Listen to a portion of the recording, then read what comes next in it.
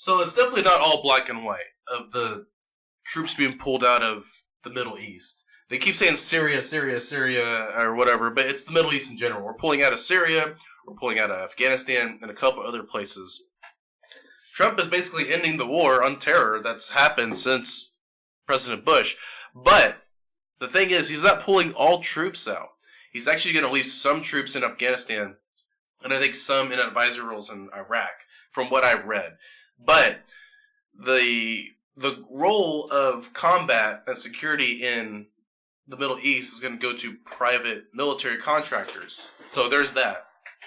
And it's also going to go back to the governments. There are some governments that support this decision. There's some that don't. Mostly Middle Eastern countries, especially Turkey, and for what it seems like, Iraq and Syria, they seem to support it. But Afghanistan is kind of... They also seem to support it also because they feel it's not going to really affect...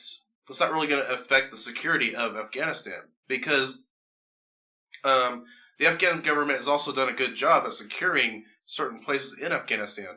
But the problem is that there's just so many places for the Taliban to hide, and they regained control in some areas. So Afghanistan is a mountainy area. It has a lot of mountains, a lot of places to hide. So it's kind of difficult to secure everything, especially if the U.S. didn't give all of the resources to Afghanistan. We gave most of our military power focused on Iraq and Syria. So I do personally feel, in my opinion, as a veteran that we won the Iraq War. I personally feel that. Why do I say that? One, we were able to reestablish an Iraqi government. Two, we defeated Al-Qaeda, but of course there are more Al-Qaeda members. They're not going to go away, but yeah, I personally feel like we have defeated Al-Qaeda. Third, I do personally feel that we have defeated ISIS. They lost a lot of ground. Most of them have been kicked out of Iraq. And yeah, they're basically on the losing side. But they're still ISIS members, of course. But I personally feel that we have beaten ISIS. So we have won, in my opinion, we won in Iraq. And Syria, it really depends how you look at it, because Syria is still an ongoing conflict. So I wouldn't say we actually won the Syrian conflict yet, but we have definitely won the Iraq one. Now, if you're going to ask me, if in my opinion, do I think we've won the Afghan war? It really depends how you look at it, because one, just about every single one of the original Taliban leaders have been killed, from Osama bin Laden to, well, every single one. About 90% of their leaders have been killed. And for every one of ours that they've killed in Afghanistan, we've killed like 20 more of them. It's like the amount of Taliban we've killed is kind of embarrassing for them. Like a lot of veterans will agree with me on that, and I know that for a fact. But at the same time, the Taliban didn't go away. What the Taliban did is that they waited for the U.S. to give up. They didn't try to defeat us in open warfare. They knew they couldn't win, so they just simply decided, you know what? They're wasting a lot of money. All we gotta do is wait and just hit them sometimes. So they attacked us sometimes with guerrilla warfare. So we killed most of their leaders. We killed a fuck ton of Taliban. But the problem is there's really that many. There's really that many Taliban members. You kill one, there's just gonna be another. The same thing with Al-Qaeda and ISIS. You kill one, there's just gonna be like 5 more, because they're so easy to recruit in the Middle East. But yeah. That's my opinion as a veteran. So let's hear what Trump says about warning against Afghan withdrawal. The American people are weary of war without victory. Nowhere is this more evident than with the war in Afghanistan. The longest war in American history, 17 years. I share the American people's frustration. Sorry, I didn't mean to call. The original instinct was to pull out. And historically, I like following my instincts. But all my life, I've heard that decisions are much different when you sit behind the desk in the Oval Office. A hasty withdrawal would create a vacuum that those, including ISIS and Al-Qaeda, would instantly fill, just as happened before September 11th.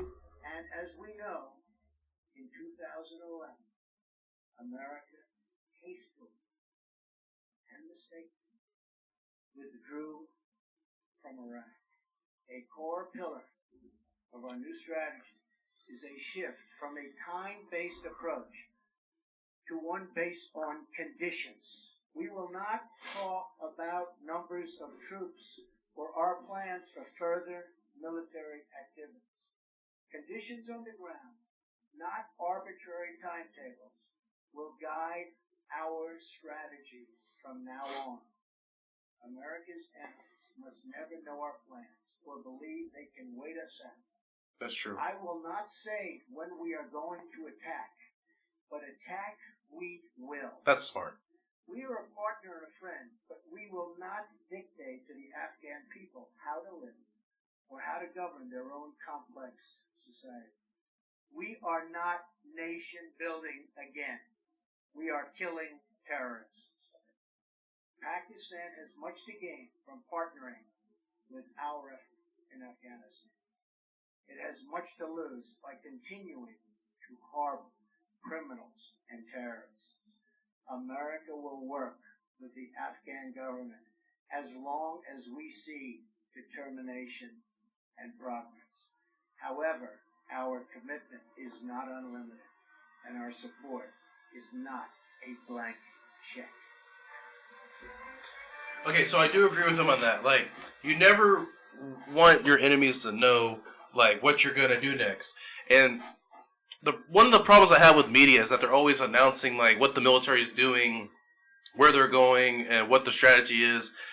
If you look at the war on terror in Afghanistan and Iraq, that was happening the entire time. Like, why are you telling the world what we're doing so that way the terrorists can know where we are and know how to go around our strategy plans? So I agree with that. You never want people to know what you're doing militarily. That's how you win wars. So there is that.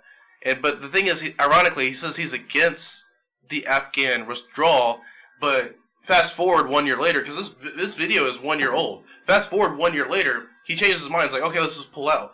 So I think there's like a lot wrong with this guy. Like he's so quick to make a decision. Just like, okay, let's do that. Let's do it now. But he's not lying when he's saying in the speech. Like, pulling out of Afghanistan could have bad consequences for the people that actually live there. But you're probably going to say, well, it's not our problem. Well, we were there to fight the Taliban to begin with. But I do agree with him that America does not need to be a nation builder. We simply just need to kill terrorists. That's what we should have done in Vietnam. We shouldn't have been trying to build a nation. We should have simply attacked the Viet Cong. But the more we nation build, the longer that we're going to be sitting ducks for terrorists and other future conflicts. That's what happened in the past, and it's going to keep happening if we keep nation building. But in my opinion, like I said earlier in my video, I do believe that we won the Iraq War, and I do believe that we did manage to get a stable government, or at least as stable as it could get in the Middle East. If you've never been to the Middle East, like, if you have been, at least you know a little bit what I'm talking about.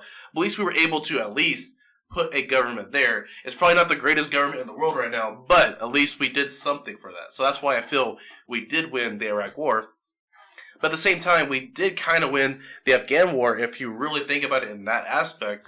But the difference between Iraq and Afghanistan is in Iraq, we were at least able to kick the living shit out of Al-Qaeda and ISIS. You know, we basically demolished Al-Qaeda. We didn't completely destroy ISIS, but they lost a lot of ground. But in Afghanistan, that's a different story. We did kill a fuck ton of their leaders and a fuck ton of their members, but there's still a good handful of them in Afghanistan because we just didn't spend that much resources as we did in Iraq.